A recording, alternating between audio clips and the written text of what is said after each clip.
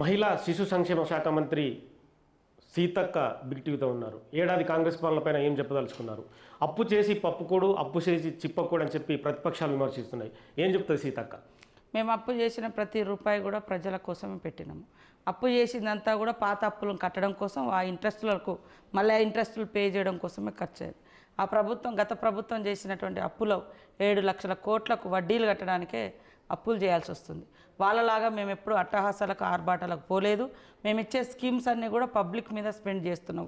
ఉచిత బస్సు కానీ, 500కే gas cylinder కానీ, 200 యూనిట్ల కరెంటు కానీ, 21,000 కోట్ల రైతు రుణమాఫీ కానీ, బోనస్ కానీ, ఇవన్నీ రైతులకు, ప్రజలకు, ఉద్యోగులకు, ఈ రాష్ట్ర ప్రజల కోసం ఖర్చు పెడుతున్నాం. కానీ ఏదో మరి చరిత్రలో మేము మిగిలాలని కట్టడాల మీదనో అంటే ఉపయోగం లేని వాటి మీద లక్షల కోట్లు పెట్టి పబ్లిక్కు మాత్రం ఇబ్బంది పెట్టే పరిస్థితి లేకుండా చేస్తుంది. ఇన్ని చేసినా కూడా కాంగ్రెస్ పార్టీ గ్రౌండ్ లెవెల్లో తగినంత ఫీడ్బ్యాక్ను పొందలేకపోతుంది. ఎక్కడ లోపం జరుగుతుందంటారు?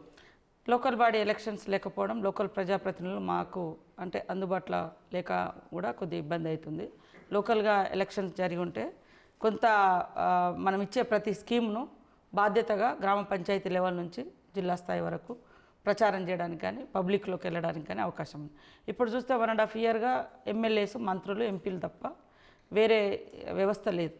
దాంతో కూడా అనుకున్న స్థాయిలో పబ్లిక్లోకి ఇవన్నీ పోలేకపోతున్నాయి నా అబ్జర్వేషన్. అంటే చాలా పథకాలని ప్రవేశపెట్టడానికి కాంగ్రెస్ పార్టీ ప్రయత్నం చేస్తుంది. కులగణన కావచ్చు, బీసీ జనగణన కావచ్చు, ఇంకా రకరకాల ఇష్యూను ఏదో ఎస్సీ వర్గీకరణ సంబంధించి కావచ్చు. అయినా కూడా ప్రతి చోటు నుంచి ఏదో ఒక విమర్శ, అది కూడా కాంగ్రెస్ పార్టీ మీద రుద్దడం, కాంగ్రెస్ పార్టీ దానికి ఆన్సర్ చెప్పలేక సతమతమడం. వాస్తవానికి 30 సంవత్సరాల తర్వాత ఎస్సీ వర్గీకరణ జరిగింది, 30 సంవత్సరాల ఉద్యమం తర్వాత. అయినా కూడా వాళ్ళ ఎజెండా, వేరే ఎజెండాలు ఉన్నాయి కాబట్టి వాళ్ళకు నచ్చుతలేదు. వర్గీకరణ అయింది, అయినా కూడా వాళ్ళు కావాలని, ఎందుకంటే వాళ్ళ పర్సనల్ ఎజెండాలు ఇంకా రాజకీయ ఎజెండాలు వేరే ఉన్నాయి వాళ్ళవి. అదేవిధంగా కులగణన 90 సంవత్సరాల తర్వాత చేయడం జరిగింది. అలా తప్పులు అంటారు, ఏ తప్పు మాత్రం బయట పెడతలేరు. ఎందుకంటే బీఆర్ఎస్కి, బీజేపీకి మేము చేసినవన్నీ కూడా పబ్లిక్ రీచ్ అయ్యేటువంటి, వాళ్ళ ప్రజల యొక్క ఆకాంక్ష నెరవేర్చేటువంటి కార్యక్రమాలు వాళ్ళకు నచ్చవు. మేము ఏం స్కీమ్ మొదలుపెట్టినా వెంటనే రివర్స్ స్టార్ట్. అక్కడో ఇక్కడో కొంతమందికి కాకపోవచ్చు, రుణమాఫీ కానోళ్ళు ఉంటారు, లేదా కొంతమంది గ్యాస్ సిలిండర్ అందని వాళ్ళు ఉంటారు, కొంతమందికి కరెంటు కనెక్షన్ రానటువంటి వాళ్ళు, ఏది 200 యూనిట్ రాను అది ఉంటుంది. అక్కడ లోకల్గా కొంచెం సర్టిఫికెట్స్ కానో లేదా ఇంకా రకరకాలు ఏదో ఉంటాయి, వాటిని పట్టుకొని ఎక్స్పోజ్ చేస్తున్నారు. కానీ ఇంత బ్రాడ్గా, ఇంతగా గతంలో ఏ ప్రభుత్వం ఇవ్వలేదు, కేసీఆర్ ఇవ్వలేదు, మోడీ ఇవ్వడం లేదు. అయినా కూడా పదే విమర్శలు. వాళ్ళు ప్రత్యేకంగా కొన్ని యూట్యూబ్ ఛానల్స్ పెట్టుకొని లేని ఉన్నట్టుగా, ఉన్నాయి లేనట్టుగా. ఎంత దుర్మార్గం అంటే వాళ్ళ ప్రచారం, అబద్ధాల మీద అబద్ధాలు. ఇప్పుడు మీరు నా దగ్గర వచ్చి ఫోటో దిగిపోయారు, మీ మీద ఏదో చిన్న ఆరోపణ వచ్చింది, సీతక్కనే చేయించిందంటే ఇంకేం పెడతారు? అందులో ఏమన్నా అర్థం ఉందా?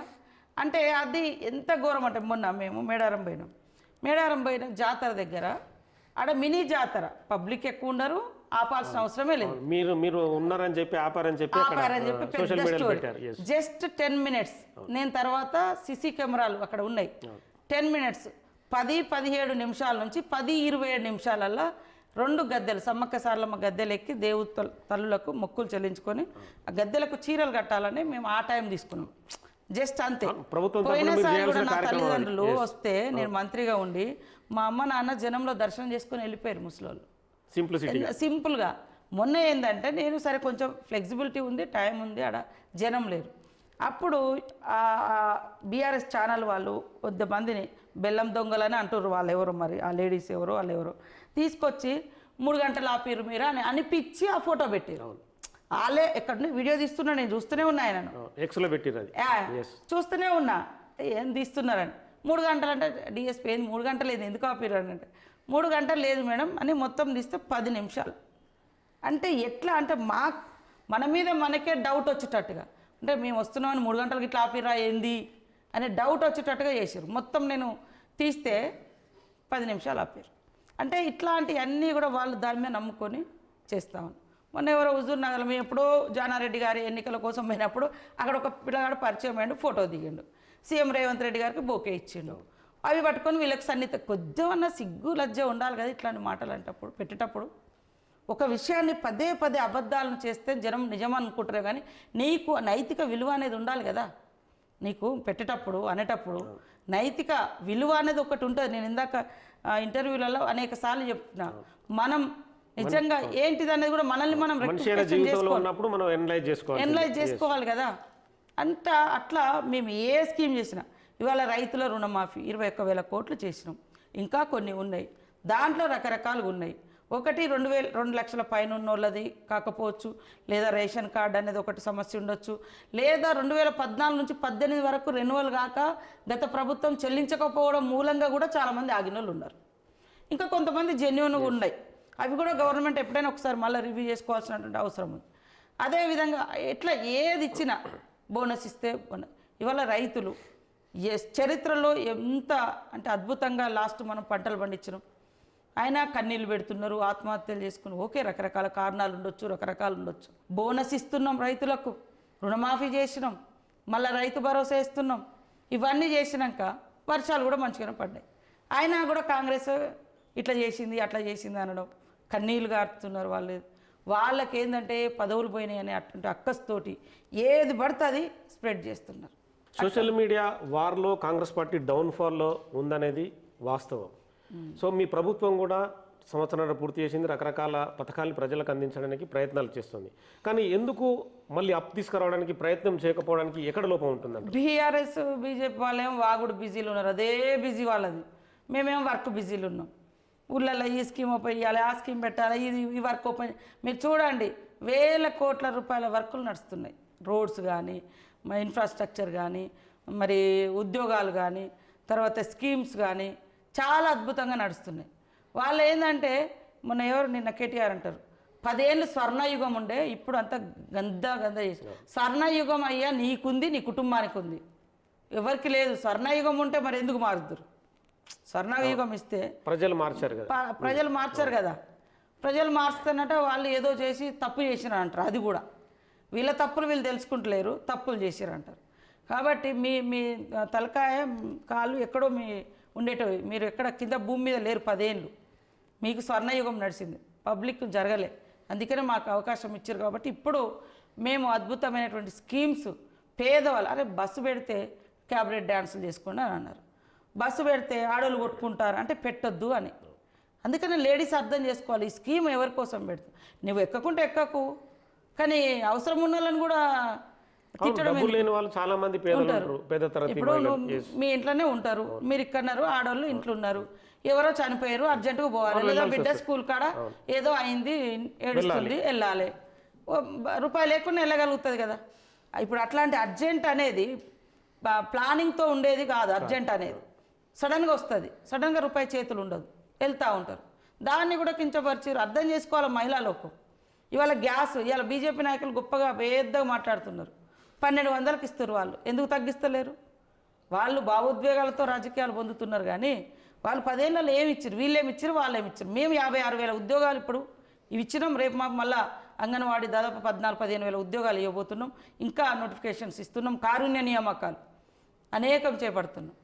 అది కాకపోతే మేమేమో వర్క్ బిజీలో పరిగెడతాను, వాళ్ళేమో కూర్చొని నెగిటివ్ స్ప్రెడ్ చేసే బిజీలో ఉన్నారు. అనుభవించే ప్రజలు ఆలోచించాలి. ఎస్, నీ ఇంటికి గ్యాస్ వచ్చిందా, నువ్వు బస్సు ఎక్కుతున్నావా, నీ ఇంట్లో రైతు భరోసా తీసుకున్నావా, లేదా నీకు బోనస్ వచ్చిందా లేదా ధాన్యానికి, గతంలో ఇవి ఉండేనా అని ఒక్కసారి ఆలోచించాలి. దరిద్రం ఏంటంటే 80% బీఆర్ఎస్ నాయకులు అన్నీ రైతు రుణమాఫీ అయింది. వాళ్ళే మళ్ళీ నెగిటివ్ స్ప్రెడ్ చేస్తున్నారు, వాళ్ళే అనుభవిస్తున్నారు, వాళ్ళే తిడుతున్నారు. వాళ్ళే పదవులు అనుభవించారు కాబట్టి స్వర్ణయుగం అని అంటారు. మహిళల కోసమని ఆమె మాట్లాడుతుంది. వాళ్ళు ఈ రాష్ట్రంలో మహిళలు అంటే ఒక కేసీఆర్ బిడ్డ అన్నట్టే చూపించారు, కేటీఆర్ చెల్లి అన్నట్టే చూపించారు. వాళ్ళు తప్ప ఇంకెవరు చేయొద్దు. చేస్తే మాలాగా మమ్మల్ని తిట్టినట్టుగా రకరకాలుగా సోషల్ మీడియాలో కించపరచడం, లేని అంటగట్టడం, ఇట్లాంటివి. అంటే మాలాంటి కింది వర్గాల బిడ్డలు ఎవరు ముందుకు రావద్దు, వస్తే వాళ్ళ బిడ్డలు, వాళ్ళ చెల్లెలు, వాళ్ళ అక్కలే రావాలి అనే దాంతో కూడా ప్రత్యేకంగా టార్గెట్ చేసి మమ్మల్ని రకరకాల హింస పెట్టారు, మానసికంగా కూడా. అందుకని మేము ఎంత స్ట్రాంగ్ అయినా అలాంటి అబద్ధాలకు ఒక్కొక్కసారి కన్నీళ్ళు కార్చుకోవాల్సినటువంటి పరిస్థితి. దాంతో నాశనం కాక తప్పదు వాళ్ళు. ఎందుకంటే తప్పు ఉంటే మేము బలవుతాం, తప్పు లేనప్పుడు అన్నోడు ప్రకృతి అనేది ఉంటుంది. ఏమో ఖచ్చితంగా శిక్షిస్తుంది అట్లాంటి వాళ్ళు. ఎస్ఎల్బీసీ టన్నెల్ వ్యవహారం ఇప్పుడు రాజకీయ రంగం పులుముకుంది.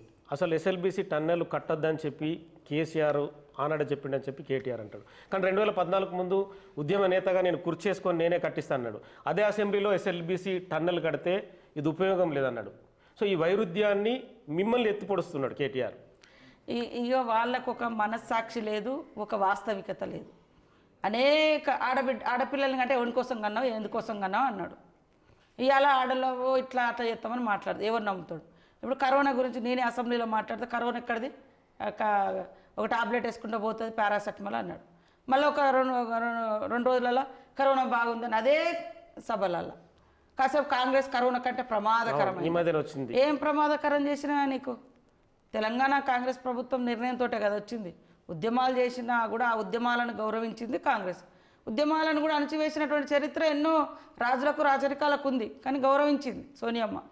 కానీ నీకు ఆ కృతజ్ఞత ఉందా? నువ్వు వచ్చి రాగానే ఎమ్మెల్సీలు అందరినీ గుంజుకున్నావు, ఎమ్మెల్యేలను గుంజుకున్నావు. మళ్ళీ ఇవాళ నీతి చర్యలు తీసుకోండి, నూతన తెలంగాణలో నూతన సాంప్రదాయాలకు తెరలేపుతా అని చెప్పి ఎదుటి పార్టీలు లేకుండా కథం చేయాలని కుట్రతోటి నువ్వు చేసి కేసులు పెట్టించి రానులను బ్లాక్మెయిల్ చేసి ఇలా మాట్లాడుతుంటే సమాజం కూడా అర్థం చేసుకోవాలి వీళ్ళు నూతన తెలంగాణలో ఎలాంటి సాంప్రదాయాలు ముందుకు తీసుకొచ్చారని. కాబట్టి ఎస్ఎల్బీసీలో ఆయన ఇచ్చిన కంపెనీ ఇప్పుడు తవ్వేది కూడా వాళ్ళ హయాంలో ఇచ్చిన టెండర్లే అవి. వాళ్ళే వద్దన్నారు, వాళ్ళే కావాలన్నారు. ఆయన కేసీఆర్కి ఒక్క దగ్గర మనసు లేదు. కాసేపు ఇది బెస్ట్ అంటారు, కాసేపు అది అంటారు, కాసేపు మోడీ ప్యార్ చాయి అంటారు, కాసేపు భూతం అంటారు. కాంగ్రెస్ కాసేపు మంచిది అంటాడు, కాంగ్రెస్ ఇట్లా అంటాడు. ఓకే, ఆ మౌలిక మార్పుకు మధ్యలో కొంత గ్యాపాన్ని ఉండాలి, కొన్ని సంవత్సరాలు, కొన్ని నెలలో, లేదా కొన్ని ఇన్సిడెంట్స్. అరే పలానప్పుడు బాగా చేసాం కాబట్టి ఇది బాగుందని అన్నా, ఇవన్నీ ఇప్పుడు నీకు చరిత్ర గిట్లుంది కాబట్టి ఇట్లా అంటున్నా, అదేముండదు. తిట్టుకుండవు, వాళ్ళకి ఎఫెక్ట్ ఏదవుతుంది అనుకున్నప్పుడు తిడుతూనే ఉంటారు ఇక అంతే. ఇప్పుడైతే వాళ్ళు తిట్టుడు పని పెట్టుకున్నారు సీఎం గారిని. అరే నాతో ఉండే పిల్లలు రోజు ఉంటారు, ఒక్కొక్కసారి పేరు మర్చిపోతారు. అదే అన్న పెద్ద లోపమా? మొన్న ఒక దగ్గర మా జిల్లా అధ్యక్షుడు అంటే మా పార్టీ, నేను రోజు కలుస్తా వాళ్ళ ఇంటికి పోతే తింటా ఉంటాను, కానీ ఆ స్టేజ్ మీద ఆయన పేరు గుర్తుకురాలి. మళ్ళీ అడిగా ఏం పేరు ఉండే కదా అంటే ఘోరం. అది ఒక్కొక్కసారి అట్లా పోతుంటారు, మరపు వస్తుంటుంది. అరే ఈయన పేరే గుర్తులేంటే ఈయన ఎవరికి తెలియదు. అరే తెలియకుండానే ముఖ్యమంత్రి అయినా తెలియదు కావచ్చు, ఒకవేళ ఒకరికిద్దరికి. అందరికి నేను తెలవాలని ఏమన్నదా? నువ్వు తెలిసే అన్నదా? నువ్వంటే రోజు టీవీలలో సినిమాలలో షికార్లలో కనపడతారు కాబట్టి మిమ్మల్ని సినిమాలు గుర్తుపెట్టుకుంటారు, షికారులు గుర్తుపెట్టుకుంటారు. మరి సీఎం గారు రోజు రైతులతోటి, ప్రజలతోటి, పబ్లిక్ తోటి ఉంటున్నారు. అంటే ఎంత ఘోరంగా అంటే ప్రతిదీ కూడా ట్రోల్ చేయడం. అట్లా మొన్న మా మీనాక్షి గారు జై జగత్ అనేది గాంధీ సిద్ధాంతము, వినోబా భావే గారి సిద్ధాంతం. వాళ్ళు ఒక ఆశ్రమంలో వాళ్ళందరికీ ట్రైనింగ్ ఇస్తుంటారు. అది బెల్లయ్య నాయక్ కూడా అక్కడ పోయిండు, మీనాక్షి గారితో కూడా నడిచిండు ఆయన. ఆమె జై జగత్ అంటే జగన్ అన్నదని. ఎంత దరిద్రం అంటే జగన్ కాదు, జగత్. అది జగత్. వీళ్ళకి తెలియదు ఆ నాలెడ్జి, వీడికి తెలియకుండా ఈ బీఆర్ఎస్ఓనికి వాడు వీళ్ళు జగన్ అన్నారని. ఎంత దరిద్రం, ఎంత దారుణం. ఇట్లాంటి విన్నప్పుడు ఎంత కోపం వస్తుందంటే నిజంగా అంత దరిద్రంగా ఉన్నారు వాళ్ళ బతుకులు. సరి చేసుకుంటే ఏమన్నా జనం గౌరవిస్తారు. జై జగన్ అనే అవసరము మీనాక్షి నటరాజన్కి ఏమన్నా అవసరం ఉందా? ఆలోచించాలి, కామన్ సెన్స్ ఉండాలి కదా. ఆమె జై జగత్ అంటది పూజ ప్రార్థన చేసేటప్పుడు కానీ, క్లాసులు ఇచ్చేటప్పుడు కానీ, భోజనాలు చేసేటప్పుడు కానీ. అదొక సిద్ధాంతం. ఆ సిద్ధాంతంలో ఆమె పనిచేస్తుంది. బెల్లయ్య కూడా అక్కడ ఆశ్రమం పోయి ఆ జగత్ నేర్చుకున్నారు కాబట్టి మేడం ఇది ఎక్కువ ఫాలో అవుతారని ఆయన కూడా ఆ రోజు మీటింగ్లో జగత్ అన్నాడు. జగత్ అనేసరికి ఎంత ఇట్లున్నారు ఇక. అందుకనే ఎలా ఉంది మీనాక్షి నటరాజన్ గత కొద్ది అంటే వచ్చిన వారం రోజులనే ఉరుకులు పరుగులు పెట్టిస్తుంది. కాంగ్రెస్ పార్టీ సవ్యమైన దిశగా అంటే మీరు అన్నట్టుగా కింది స్థాయి నుంచి మళ్ళీ పైకి అందరినీ కూడా మొబిలైజ్ చేస్తూ పార్టీ చేసే కార్యక్రమాలు, ప్రభుత్వం చేసే పనులు లోపలికి అంటే గ్రౌండ్ లెవెల్కి వెళ్ళే విధంగా మీనాక్షి నటరాజన్ పాత్ర పోషిస్తుందంటారా?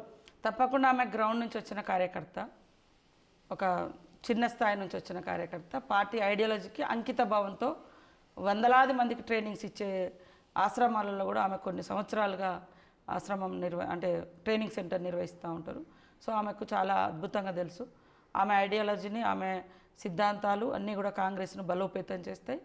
మరొక 100 ఏళ్ళు కాంగ్రెస్ ఐడియాలజీ భవిష్యత్ తరాలకు అందించేటువంటి దిశగా ఆమె పనిచేస్తుంది. కాబట్టి దయచేసి మన అవసరాలు మన స్వార్థాలు ఆమె మీద రుద్దకుండా ఆమెను పనిచేసుకొని ఇవ్వాలని నేను కాంగ్రెస్ పార్టీ శ్రేణులకు కూడా కోరుతున్నాను. ఏడాది పాలన దనసరి సీతక్కకు సంతృప్తినిచ్చిందా? ఏడాది పాలనకు సంబంధించి ఏం చెప్పదలుచుకుంది?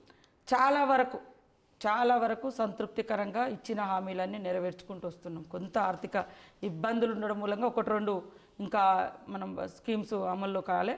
కాన్స్టిట్యున్సీలో కూడా మేజర్గా పంచాయతీరాజ్ మినిస్టర్గా కూడా నేను కాన్స్టిట్యున్సీ కానీ నా శాఖలో కానీ ఇటు ఉమెన్ అండ్ చైల్డ్లో కానీ ఈ ఉమెన్స్కి సంబంధించి కానీ మేజర్గా మేము విప్లవాత్మకమైనటువంటి మార్పు. ఎందుకంటే మీరు అజ్ఞాతవాసి మహిళగా ఎన్నో ఏళ్ళు గ్రౌండ్లో ఉన్నారు, ఇప్పుడు ఒక మంత్రిగా చలమనవుతున్నారు, అందులో ఫైర్ బ్రాండ్గా ఉన్నారు కాంగ్రెస్ పార్టీకి. సో ఈ విషయాన్ని బేరీజ్ చేసుకుంటే ఏమనిపిస్తుంది మీకు? అంటే మీరు ప్రజల్లోకి నిత్యం తిరుగుతుంటారు, అంటే మీ ప్రాంతం కూడా అటవీ ప్రాంతం కావచ్చు, మీ పక్కన కలిసి మహిళలందరి దీనగాథలు ఎన్నో చూసి ఉంటారు. అందుకనే మహిళల్లో ఆర్థిక స్వేచ్ఛ, ఆర్థిక సమానత్వం తీసుకురావాలని ఏ చిన్న అవకాశం దొరికినా వాళ్ళకి ఎక్కడో ఒక చిన్న చిన్న బిజినెస్లు ఏర్పాటు చేసి ఫస్ట్ వాళ్ళ కాళ్ళ మీద వాళ్ళు స్వతంత్రంగా నిలబడాలనేది మేము సీఎం గారు లక్ష్యంగా పెట్టుకొని నన్ను అటువైపు ప్రోత్సహిస్తాను. 2 మెగావాట్ల యూనిట్ల కరెంటు విద్యుత్ ఇస్తూ ఉన్నాం. అదేవిధంగా మహిళా భవనాలు ఇచ్చినాం, ఇందిరా మహిళా శక్తి క్యాంటీన్లు ఇచ్చినాం, తర్వాత ఇప్పుడు బస్సులు ఇస్తూ ఉన్నాం, ఫ్రీగా పెట్రోల్ బంకులు ఇస్తూ ఉన్నాం. ఇవన్నీ కూడా వాళ్ళను ఆర్థికంగా బలోపేతం చేయాలి అనేటువంటి లక్ష్యంతో పనిచేస్తూ ఉన్నాం. ఖచ్చితంగా ఈ రంగంలో నాకు కొంత మేజర్గా తృప్తినిచ్చేటువంటి అంశం. చాలా వరకు అనుకున్న పనులను కూడా చేస్తాం. ప్రస్తుత ప్రభుత్వంలో మీకేమైనా లోపాలు కనిపించాయా మీ వ్యక్తిగతంగా? మీరు అన్నట్టుగా అదే సోషల్ మీడియాలో ఏమో కొద్దిగా చేసిన పనులు కిందకి పోవట్లేదు. నాకు అనిపించింది కింద గ్రౌండ్ లెవెల్లో కూడా వర్కర్స్ కార్యకర్తలు కానీ కార్యకర్తల బదులు సర్పంచ్ ఎలక్షన్స్ జరిగితే చాలా వరకు ఆ గ్రామ సభలలో అక్కడ ఇక్కడ పెట్టడానికి అవకాశం ఉంటాయి. గ్రామ సభలు అనేది లేకపోవడంతో పబ్లిక్ అందరూ పార్టిసిపేట్ అవుతలేరు. సో నాకైతే ఫస్ట్ ప్రయారిటీ గ్రామ సర్పంచ్ ఎన్నికలు చేసుకోవడం మూలంగా చాలా వరకు క్షేత్రస్థాయి నుంచి స్టేట్ వరకు కూడా కమ్యూనికేషన్ అనేది ఒక పరిపాలనా పద్ధతిలో నడుస్తుంది. ఎమ్మెల్సీ ఎలక్షన్లను ఎట్లా చూస్తుంది కాంగ్రెస్ పార్టీ? ఇప్పుడు రిజల్ట్స్ కూడా కొంత బ్యాక్ స్టెప్ వేసినట్టుంది. వాస్తవానికి మనం ఉపాధ్యాయులలో పార్టిసిపేట్ చేయలేదు. ఉపాధ్యాయుల ఎన్నికలలో గ్రాడ్యుయేట్స్ కూడా కొంత ఎఫర్ట్స్ పెట్టినాం. అది కూడా 2-3 రోజుల ముందు పెట్టడం జరిగేది. ముందు నుంచి నిలబడదామా వద్దా ఎందుకు అన్నట్టుగా ఉండే. సరే లాస్ట్ టైంలో ఒక అభ్యర్థి నరేందర్ రెడ్డి గారు ముందుకు రావడంతో వారి కోసం పనిచేయడం జరిగింది. యువత కూడా ఆలోచించుకోవాలి. ఏ ప్రభుత్వంలో ఇటు బీజేపీ గవర్నమెంట్ సంవత్సరానికి 2 కోట్లు అన్నారు, 200 ఉద్యోగాలు కూడా రాలే. సంవత్సరంలోపు 56,000 ఉద్యోగాలు ఇచ్చినాం. అదేవిధంగా అనేక యంగ్ స్కిల్ ఇండియా అని తర్వాత ఎంఎస్ఎంఈలని ఎక్కడికక్కడ ఉద్యోగ ఉపాధి అవకాశాలు కల్పిస్తూ ఉన్నాం. కాకపోతే ఏంటంటే చాలా వరకు భావోద్వేగాలకు ప్రాధాన్యత ఇచ్చే పరిస్థితి ఎడ్యుకేటెడ్ పీపుల్లో ఉన్నది. ఉపాధ్యాయులు కానీ లేకుంటే యువత కానీ అది ఎప్పుడు తాత్కాలికమే భావోద్వేగం అనేది. కానీ పర్మనెంట్ ఏది పనికి వస్తుంది అనేది ఆలోచించాలి. డెవలప్మెంట్ ఏది, ఇచ్చిన హామీలు అమలు చేస్తున్నది ఎవరు? భావోద్వేగం అనేది మనకు జీవితాంతం ఉండదు, తాత్కాలికం. భావోద్వేగాల చుట్టూ రాజకీయాలు తిప్పడం కూడా అది కరెక్ట్ కాదు. కాంగ్రెస్ పార్టీ ఆల్వేస్ మేము అడాప్ట్ చేసుకున్నది సంక్షేమాన్ని, వెల్ఫేర్ను. కాబట్టి ఆనాటి నుంచి నెహ్రూ గారి కాలం నుంచి నేటి వరకు ఎప్పుడైనా కూడా పబ్లిక్ సంక్షేమమే మా ప్రధాన లక్ష్యంగా పెట్టుకొని పనిచేస్తాం. రిజల్టులు రకరకాలుగా వచ్చి ఉండొచ్చు, పోవచ్చు, కానీ పబ్లిక్ కూడా అర్థం చేసుకోవాలి ఎవరు కమిటెడ్గా పనిచేస్తున్నారు, ఎవరు భావోద్వేగాలతో ఓట్లు సంపాదించుకుంటున్నారు అనేది. రేవంత్ సర్కార్ కావచ్చు, మీ సర్కార్ కావచ్చు, సీతక్క అంటే ఇంకా ముందుకెళ్ళడానికి ఒక 2-3 సలహాలు ఏమిస్తుంది? మనం చేసే ప్రతి ప్రోగ్రాం కింది వరకు వెళ్తుందా లేదా అనేది మనం ఒకసారి చెక్ చేసుకోవాల్సిన అవసరం ఉంటుంది. తర్వాత ఎక్కువ ఎమ్మెల్యేస్ కానీ మినిస్టర్స్ కానీ పబ్లిక్ కార్యక్రమాలు అంటే వాళ్ళతో కలిసి ఉండిపోయేటువంటి ప్రోగ్రామ్స్ కూడా ఎక్కువ చేసుకోవాలి. పరిపాలనను కూడా గ్రౌండ్లో అధికారులు కూడా యాక్టివ్గా పనిచేసేటట్టుగా. అధికారులు మొన్న కూడా సీఎం గారు ఒక మాట అన్నారు, కొంతమంది, అందరు కాదు, కొంతమంది అద్భుతంగా చేస్తున్నారు, కొంతమంది చీరలకే పరిమితమయ్యారు. ఇది కూడా కింద నుంచి చాలామంది ఈ అధికారి పని చేయట్లే, ఆ అధికారి పని చేయట్లే అంటున్నారు. అలాంటి వాళ్ళ మీద ఖచ్చితంగా చర్యలు తీసుకుంటే బాగుంటుంది. ఎందుకంటే జీతాలు తీసుకుంటున్నాం, డ్యూటీలు ఉన్నాం, ప్రజలకు సేవ చేయాలి. కాబట్టి ఖచ్చితంగా న్యాయంగా తిరగాలి. అలాంటి వాళ్ళు కింద క్షేత్రస్థాయి నుంచి పై స్థాయి వరకు గవర్నమెంట్ అధికారులందరూ కూడా యాక్టివ్గా పనిచేయడం, ఎమ్మెల్యేలు, ఎంపీలు, మంత్రులు కూడా యాక్టివ్గా ఉంటే చాలా బాగుంటుందని నా ఆలోచన. ఓకే, థ్యాంక్ యూ సీతక్క గారు. సో మొత్తానికైతే ప్రజాపాలన ప్రభుత్వం ఇంకా సమర్థవంతంగా పనిచేయడం కోసం గ్రౌండ్ లెవెల్ నుంచి కూడా పార్టీ కావచ్చు, ప్రభుత్వం కావచ్చు, పై స్థాయి వరకు తీసుకెళ్ళాలి. అన్ని రకాలుగా ప్రభుత్వం ముందుకు తీసుకెళ్ళడానికి కాంగ్రెస్ పార్టీ కూడా ప్రయత్నం చేయాలని చెప్పి సీతక్క చెప్తున్నారు. నెక్స్ట్ లెవెల్లో ఖచ్చితంగా ఏవైతే తాము అనుకున్న లక్ష్యాలను కూడా సాధిస్తామని చెప్తున్న పరిస్థితి.